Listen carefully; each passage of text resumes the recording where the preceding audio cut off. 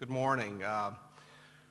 I am somewhat humbled to be invited to give this talk on a critical appraisal of the guidelines because in the audience there are members who are better qualified to give this talk. They have served as chairs in the guideline committees. Ezra Amsterdam was the chair of the 2014 ACS guidelines. And I thought I saw Philip Gabriel Steg, who chaired the STEMI guidelines for ESC in 2012. And we have Doron Zager, who was a writing member of the 2011 ESC guidelines on acute coronary syndrome. So, well, thank you again for inviting me to talk about this. And before I talk about it, I want to sort of share a pet lament of mine. The vehemence with which an evidence is proclaimed is inversely related to the strength of the evidence and directly related to the square of the eminence of the proclaimer. I can assure you that this does not apply to some of my esteemed speakers that will follow me. Clinical practice guidelines are designed to aid the healthcare provider in adopting the best approach to healthcare. And it's a hierarchical grading system that is driven by an integration of the strength of recommendations that are based on the balance of benefit versus risk and the underlying quality of evidence that supports those strengths of recommendations. Class 1 and Class 3 recommendations are strong recommendations, whereas Class 2, 2A and 2B are weak or conditional recommendations. And majority of the practice lies within this gray zone of uncertainty. And it is, that's where most physicians need guidance. In 2009, a report was published that evaluated the underlying quality and strength of evidence in support of the guideline recommendations. And they concluded that recommendations are largely developed from lower levels of evidence or expert opinion, and one must exercise caution when considering recommendations not supported by solid evidence. Following this report,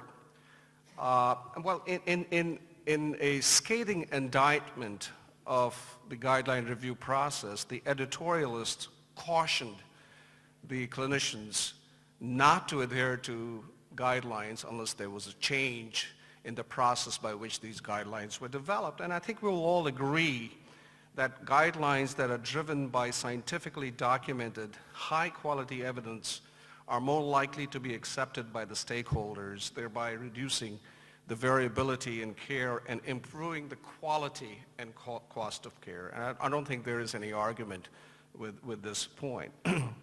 Right after this report was published, in 2009 came the focused updates for the STEMI PCI guidelines.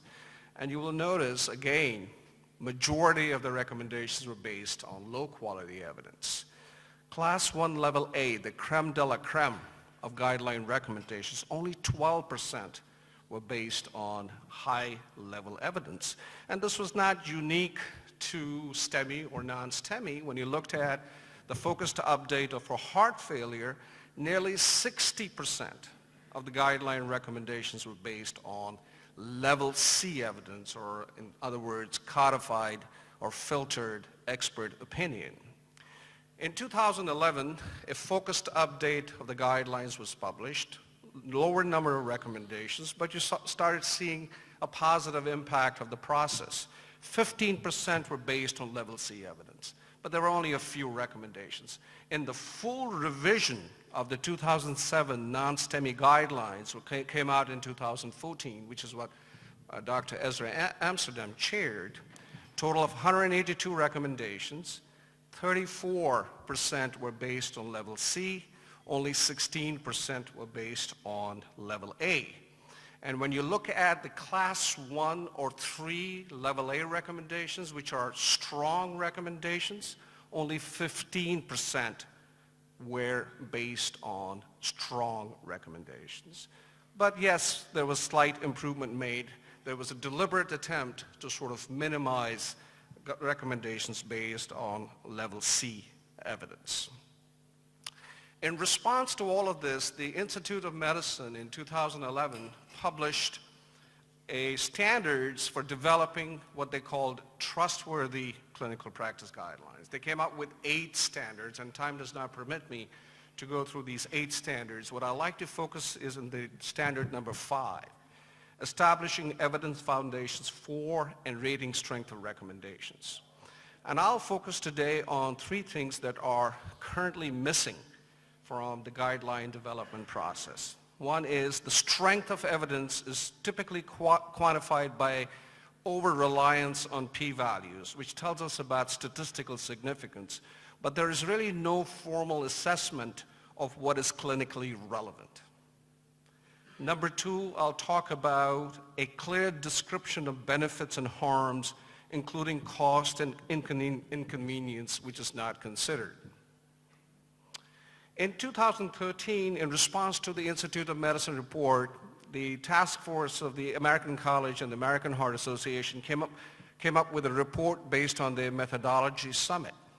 It was a very extensive report responding to some of the criticisms from the Institute of Medicine. But as I will show it to you, what was missing from this methodology report was an explicit description of the approaches to consider benefits and harms. And this is a challenge not only confronting the guideline development process, even the regulatory agencies are confronted with this. There is an asymmetry in the assessment of benefit and risk or efficacy and safety. Most trials are designed to address efficacy or benefit. So it is not surprising that we have a higher level of evidence to support benefit or efficacy. Most trials are not designed to address safety or risk. So we have to rely on lower levels of evidence garnered from either epidemiologic studies, observational studies, meta-analyses, which are essentially observational data sets to adjudicate the harms or the risks of treatment interventions. So what I would like to do today is apply this benefit risk assessment to some of the class 1, the strongest recommendations for the non-STEMI based on the 2014 guideline recommendations. Well, let's address the issue of aspirin. There's absolutely no doubt about the robustness of data with regards to aspirin. There's a nearly 50 to 70% reduction in death or MI. Mind you, these trials were done in an era when the MIs were real MIs. These were EKG-defined Q-wave MIs that were not derived by biomarker elevations, which is what majority of the MIs in the contemporary era are based on.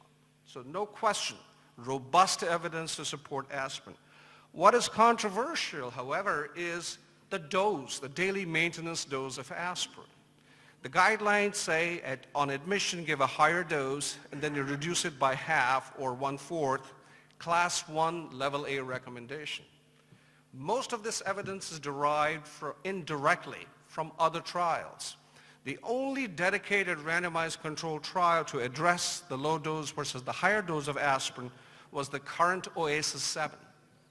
And in the overall cohort, there was no difference in the primary efficacy endpoint or in the primary safety endpoint.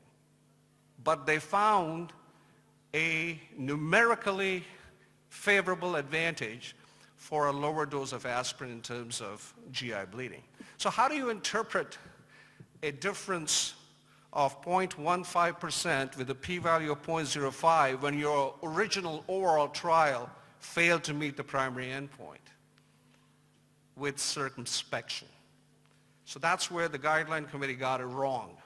Yes, I agree with the class 1 recommendation for the lower dose of aspirin, but it belongs in the level C criteria box, not in the level A box. It's based on collective experience, and indirect evidence, not direct evidence.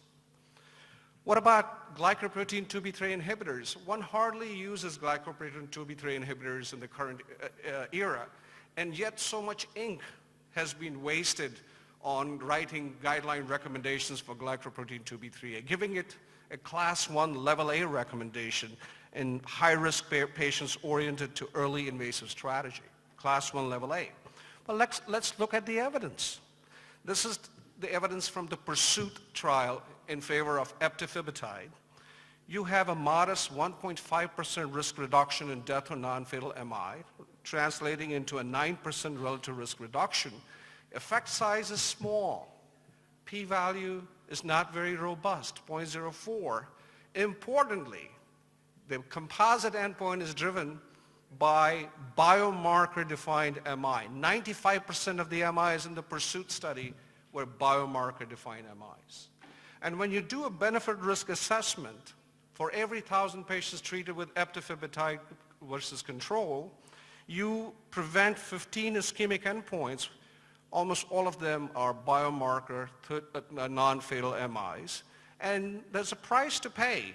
There are 32 excess gastobleeds. When you account for the cost of the intervention and the logistics of the intervention, you have to give it for 12 to 18 hours intravenous drip, you be the judge. Does the evidence favor class 1, meaning benefit vastly exceeding risk recommendation for eptifibatide and ACS? I think not. What about upstream use of glycoprotein 2b3 inhibitor in acute coronary syndrome? It's being given a class 2B level B recommendation, and you would argue correctly so, it's not a very strong recommendation. But what I'm trying to make the point here is that the guideline writing committees were not even faithful to their own classification grid. If you look at the evidence in support of this recommendation, there are several trials. One is the Acuity study. Early GPI versus delayed GPI, you have no evidence of benefit, you have evidence of harm, increased bleeding complications. This was replicated in the early ACS study. No evidence of benefit, evidence of harm. Based on the guideline classification grid, where do you think it belongs? Class 3, level A. Do not give upstream 2b3 inhibitor. Well, the recommendation was based on a subgroup analysis of a negative trial in which eptifibatide, upstream use of eptifibatide was shown to be of benefit in high-risk patients that had troponin-positive patients. But it's ironical. The task force committee of the guidelines pronounced in this report that came out in 2010, they say that in view of the known limitations of even pre-specified subgroup analyses, specific subgroups are usually not culled out of any recommendation absent robust data to support this approach. Well, I would argue there was robust evidence arguing against the use of 2b3 inhibitor, not in favor of 2b3 inhibitor. And yet, the guideline recommendations provided a favorable recommendation for eptifibatide, upstream use of eptifibatide. What about prasugrel? Here's the benefit-risk balance of prasugrel. For every 1,000 patients treated with prasugrel instead of clopidogrel, there are 24 endpoints prevented, but not cardiovascular mortality. These are MIs. And if you focus your attention on clinically relevant MIs, there are 13 clinically relevant MIs that are prevented at the cost of 17 excess serious bleeds. You be the judge. Does the evidence favor class 1, meaning benefit greatly exceeding risk recommendation for prasugrel?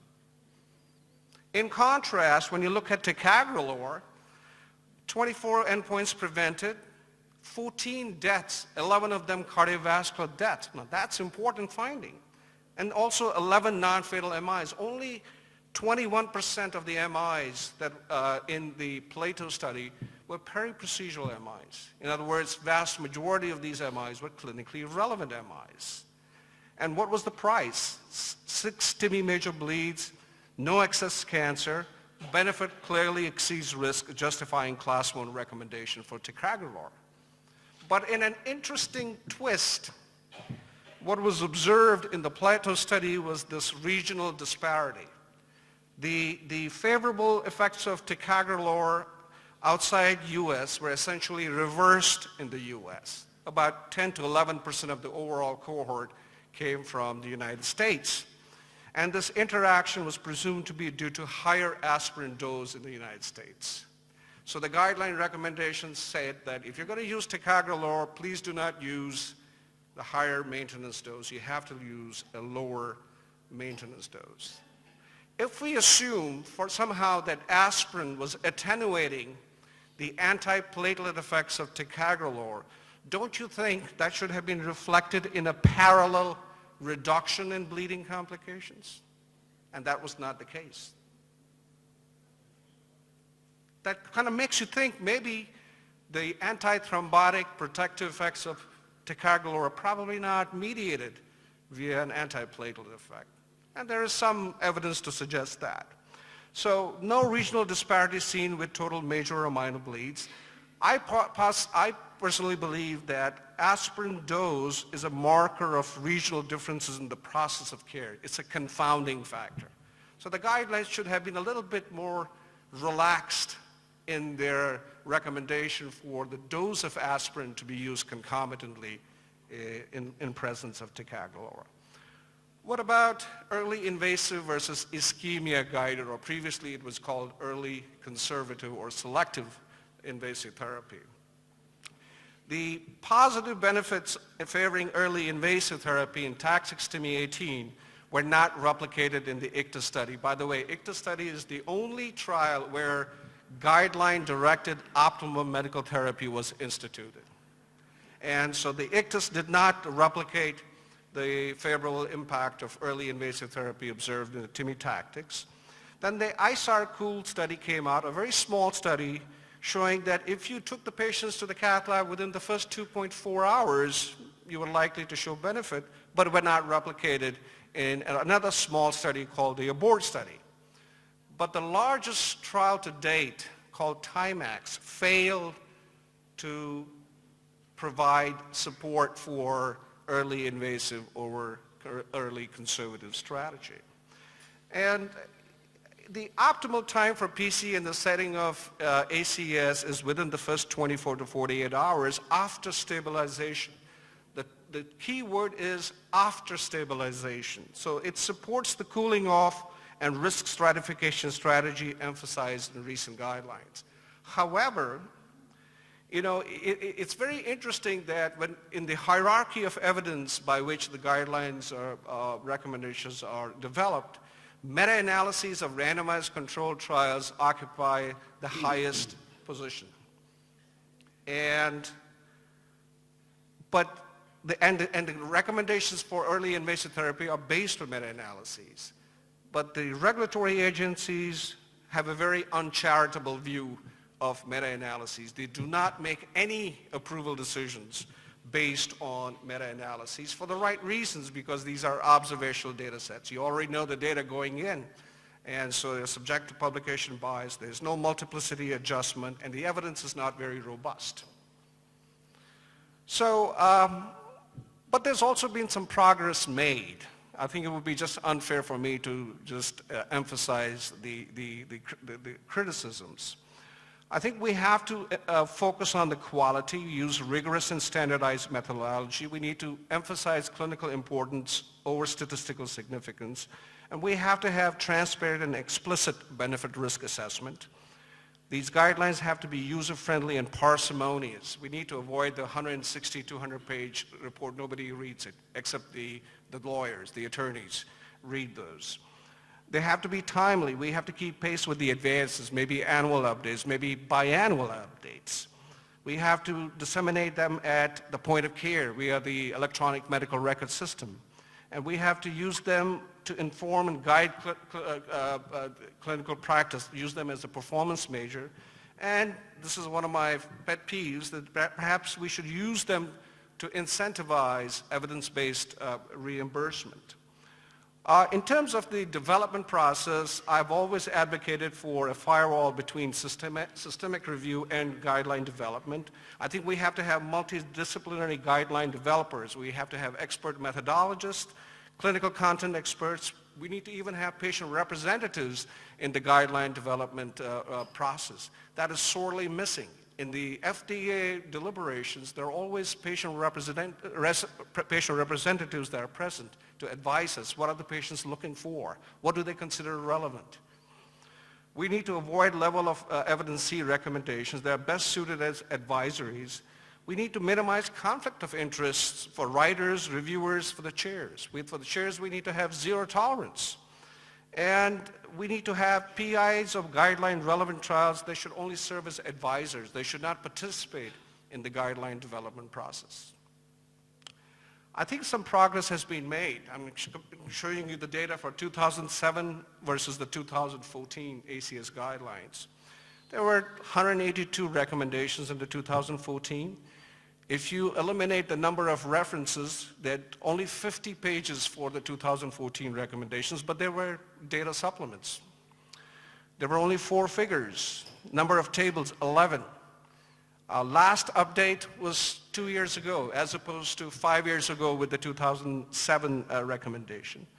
The writing committee reviewers the numbers were the same, but what was important was, in contrast to 2007, where almost all the writing members had conflict of interest, and majority of the reviewers had conflict of interest, there is a new rule now that you cannot have more than 50% of conflict within the writing committee as well as in the reviewers. So obviously this is a step forward in terms of guideline development process. So lastly, I just would like to remind you that I think we should treat these as guides, not as rules. I think the guidelines should be patient-specific, not disease-specific. They should be pragmatic and assistive, not prescriptive or directive. They should be flexible and adapted to local practice. What is good for one institution may not necessarily be good for another. They should be based on high-quality evidence, not codified or filtered expert opinion of the writing committee. They should drive the standard of care and not be driven by them. And they should inform clinical judgment, not replace it. I think people are beginning to understand that evidence-based medicine works best when it informs the clinical judgment, that incorporates value judgment and not replace it. And lastly, I want to leave you with this slide, sort of draw an analogy between the differences between guideline and clinical practice is the same as the difference between a man and a woman. Men are very simple creatures. You switch the button on or you switch the button off. Women are very complicated, very subtle. You got to dial some knobs on and up and down, or you need to switch some buttons off or on. So that's the difference between guideline development and clinical care. Thank you very much for your attention.